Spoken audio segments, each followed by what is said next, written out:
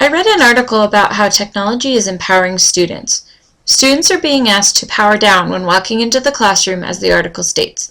Many educators are reluctant to incorporate technology into their classrooms because it can distract students and tends to decrease their attention span.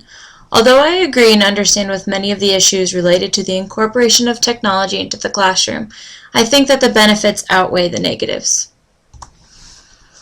The article discusses that even with the technology boom and outrageous amounts of resources offered, classrooms are still being taught in a traditional way.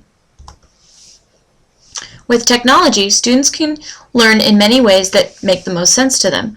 Technology puts the work on the students and not on the teacher. This creates less work for teachers and helps with classroom management. When students are engaged, they are less likely to act out. 2 students were discussed in the article as problem students or at-risk students.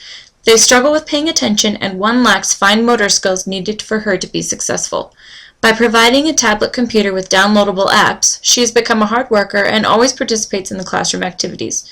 Instead of her teacher spending all time redirecting her behavior, she spends time learning new material.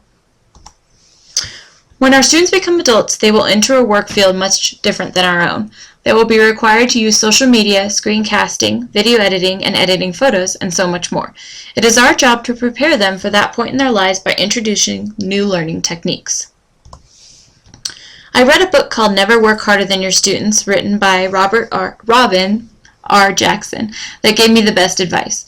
She said that you can't ask kids to purchase if you're not using the currency they buy with. Meaning, if kids are not interested in the activity and content, they will not buy into what you're saying. They won't be motivated to learn. I would suggest this book to any educator who hasn't read it yet. If we start creating lessons where kids get to use technology, they will start buying into our classrooms, and students will become more motivated to learn. Check out this article. It's a great read. This is the article used for this presentation.